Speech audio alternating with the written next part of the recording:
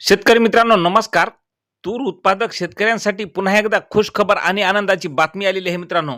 आज शुक्रवार 30 जानेवारी 2026 तुरीच्या दरात झपाट्याने पुन्हा एकदा वाढ पाहायला मिळाली असून 9,300 रुपयाचा करमाळा या ठिकाणी तुरीला दर मिळालेला आहे. तर संपूर्ण महाराष्ट्रात सध्या तुरीला काय मिळत आहे बाजारभाव पहा मित्रांनो. वेळ न लावता आपल्या चॅनलच्या माध्यमातून शेतकरी मित्रांनो पहिलीच बाजार समिती आहे करमाळा. आवक आलेली आहे काळ्या तुरीला 2 क्विंटलची. कमीत कमी दर मिळाला 9,300 रुपये. सर्वसाधारण दर आणि जास्तीचा दर सुद्धा 9,300 रुपये मिळालेला आहे. पुढील बाजार समिती आहे परतूर. तुरीचा वाण काळा आवक आलेली आहे 4 क्विंटलची. कमीत कमी दर मिळाला 8,000 रुपये. सर्वसाधारण दर मिळाला 8,300 रुपये तर जास्तीचा दर मिळाला 8,300 रुपये. मित्रांनो पुढील बाजार समिती आहे गंगापूर.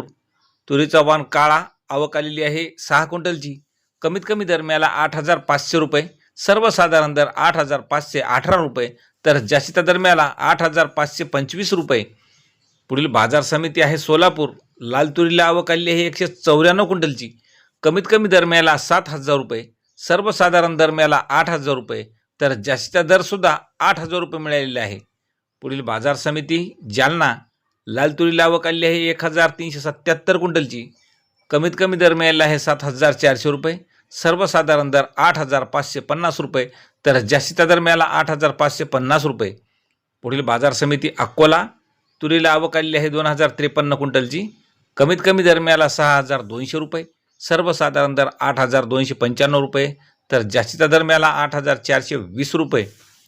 मित्रांनो पुढील बाजार समिती आहे अमरावती. तुरीला आवक आलेली आहे 2,616 क्विंटलची. कमीत कमी दर मिळाला 8,000 रुपये.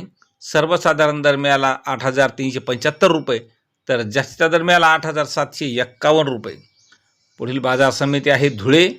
तुरीला आवक आलेली आहे 97 क्विंटलची. कमीत कमी दर मिळाला 6,705 रुपये. सर्वसाधारण दर मिळाला 7,100 रुपये तर जास्तीचा दर मिळाला 7,720 रुपये.